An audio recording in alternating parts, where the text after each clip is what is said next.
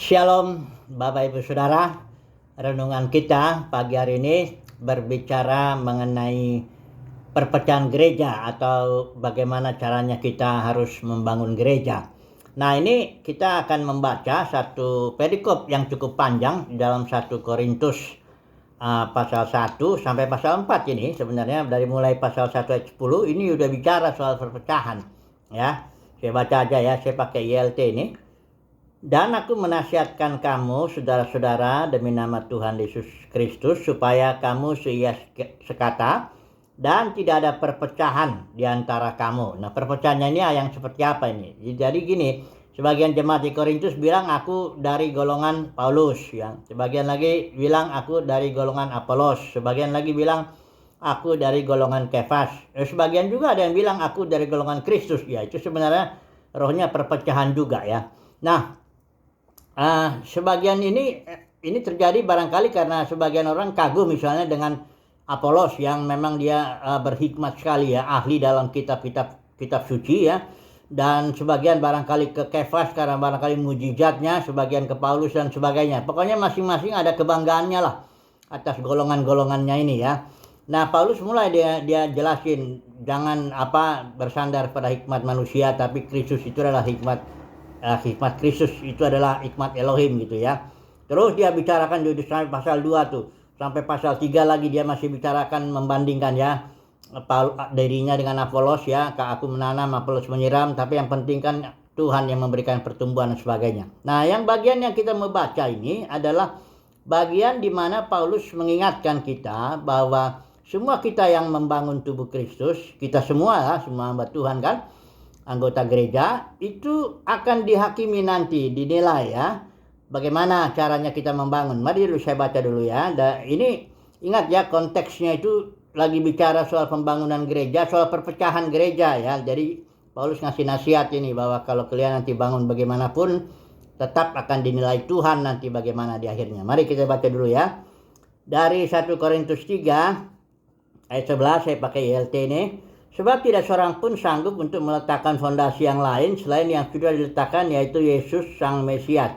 Ayat 12, dan jika seseorang membangun di atas fondasi ini emas, perak, batu-batu berharga, kayu, rumput atau jerami, dari tiap-tiap pekerjaan akan menjadi nyata karena hari itu akan menjelaskannya. Sebab hal itu akan disingkapkan oleh api dan bagaimana rupa tiap-tiap pekerjaan itu. Api itu akan membuktikan ya. Jika dari seseorang pekerjaan yang telah ia bangun di atasnya bertahan, ia akan menerima upah. Jika dari seseorang pekerjaannya terbakar habis, ia akan muncul kerugian, tetapi dia sendiri akan diselamatkan. Namun demikian seperti melewati api. Tidak tahukah kamu, ini ayat 16, tidak tahukah kamu bahwa kamu adalah tempat suci Elohim dan roh Elohim berdiam di dalam kamu. Jika seseorang merusak tempat suci Elohim, Elohim akan menghancurkan dia karena tempat suci Elohim adalah kudus, itulah kamu adanya. Jadi membangun gereja bukanlah perkara yang gampang dalam arti orang tidak bisa sembarangan karena nanti akan diuji.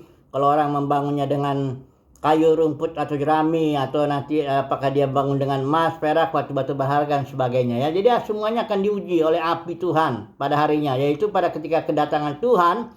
Orang Kristen biasa kedatangan kedua kali. Itu Tuhan datang sebagai hakim yang adil. Dia akan menguji semua pekerjaan kita. Bagaimana cara kita membangun gereja. Semua kita harus bangun gereja karena Yesus itu mengatakan aku akan menjadikan gerejaku. Cuma kita harus melihat contoh. Nah, inilah contohnya di mana banyak orang contoh bangun gereja tuh, lihat yang 200 tahun yang lalu, 300 tahun lalu, ya sukses tuh ngumpulin banyak orang, gedungnya besar-besar apa semuanya. Bukan itu. Kalau mau lihat contoh caranya membangun gereja, lihat itu para rasul itu. Dan lihat gereja mula-mula yang tertulis di dalam kisah para rasul yang adalah hasil pelayanan para rasul itu. Karena mereka lah yang menjadi contoh, jangan contoh yang lain. Bukan berarti kita nggak belajar dari orang hamba Tuhan, pelayan Tuhan yang sekarang atau yang beberapa tahun yang lalu, bukan begitu.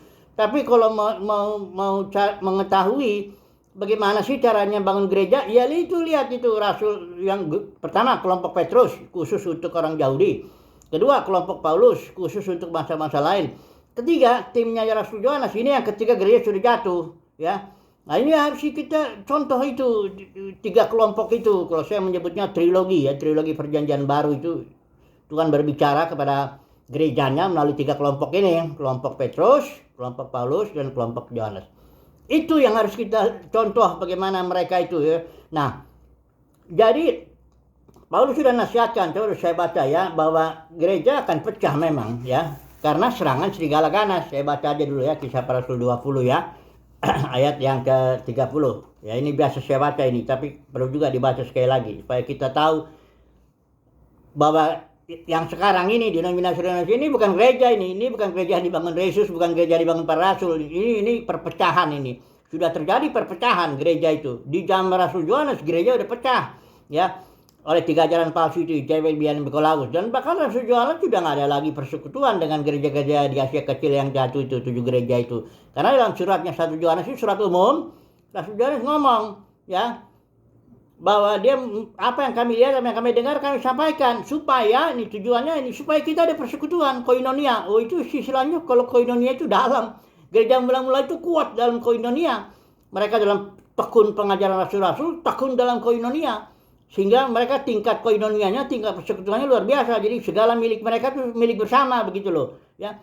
Jadi kalau dengan Rasul Yohanes sudah nggak ada gereja di 7 gereja di Asia Kecil, udah nggak ada lagi koinonia dengan Rasul Yohanes, nggak ada lagi. Itu sebabnya Rasul Yohanes kasih apa yang dia dengar, apa yang dia lihat disampaikan ya kepada 7 itu surat umum ya, 1 Yohanes itu, supaya kalau ada yang menerima ada persekutuan, dan Yesus dan Rasul Yohanes tegas, persekutuan kami dengan Tuhan Yesus dengan yang Bapa ya. Oke lah.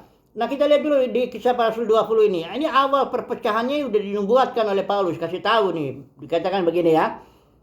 Aku tahu, ayat 29, bahwa sesudah aku pergi, serigala-serigala yang ganas akan masuk ke tengah-tengah kamu dan tidak akan menyayangkan kawanan itu. Ini Paulus bicara sama penatua di Efesus ya. Saya bicaranya di Miletus.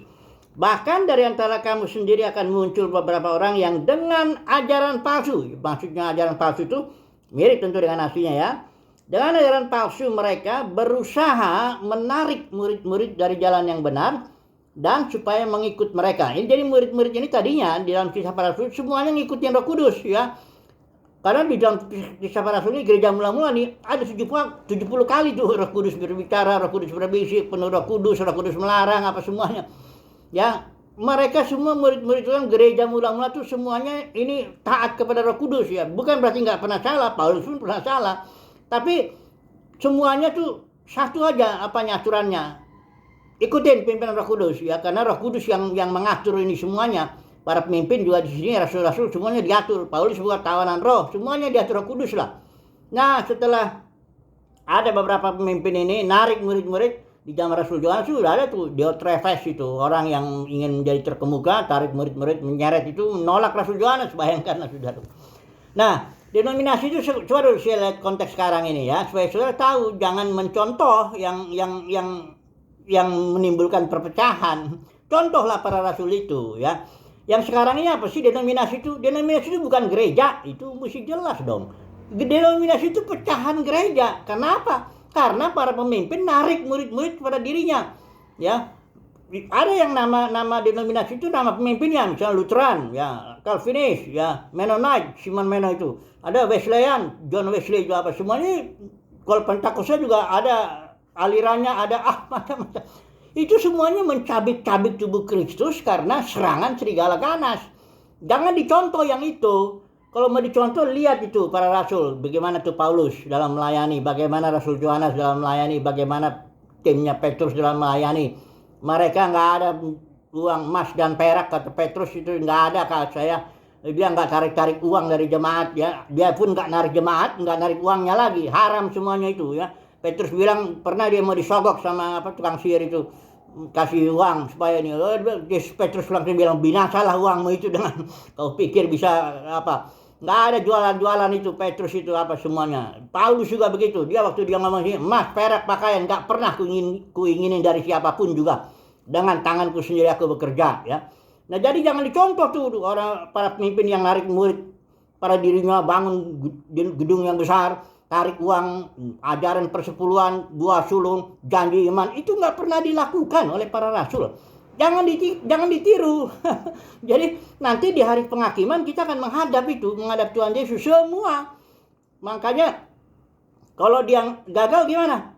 Diselamatkan juga, tapi ada nggak dapat upah. Nah, upahnya apa? Kalau kita lihat di kisah di Wahyu, itu upahnya ketika Tuhan Yesus datang, dia menegakkan kerajaannya di bumi, itu disebut kerajaan 1000 tahun. Nah, para orang Kristen yang pemenang itu yang berhasil bangun gereja menurut Tuhan Yesus ya, berhasil dia bangun gereja. Yang gereja yang Tuhan maksud ya, jangan denominasi lain itu ya. Nah, yang dianggap pemenang oleh Tuhan Yesus sebagai hakim, itu baru ikut memerintah bersama Tuhan Yesus ya, sebagai raja-raja dan imam-imam 1000 tahun lamanya. Nanti yang lain-lain yang gagal ya akhirnya diselamatkan juga. Itu kan tadi kita baca ayatnya ya. Jadi intinya begini. Simpulannya lah ya. Saudara dan saya sebagai murid Tuhan harus ambil bagian dalam membangun gereja. Apapun peranan kita, kalau memang kita rasul, gembala, pengajar ya oke. Apapun juga. Nah, tapi cara membangunnya ini sekarang, apakah kita bangun nanti seperti emas, perak, batu permata, atau jerami, rumput kering, kayu. Nah, ini kan semua akan dinilai ya. Nah, kesimpulannya begini, semoga kita mendapat kasih karunia lah untuk bisa mencontoh ya. Contohlah itu para rasul itu ya, nggak narik murid kepada dirinya, nggak narik duit jemaat kepada dirinya, itu contoh yang begitu tuh. Jangan dicontoh yang pandai narik murid, pandai narik uang dan ajaran-ajaran palsu. Jangan dicontoh yang itu. Contohlah ini para rasul ini ya. Semoga kita mendapat kasih karunia untuk begitu ya. Karena semua nanti kita akan menghadap tahta pengadilan Kristus untuk tanggung jawab itu semua pekerjaan dan pelayanan kita dan ajaran kita juga. Haleluya. Amin.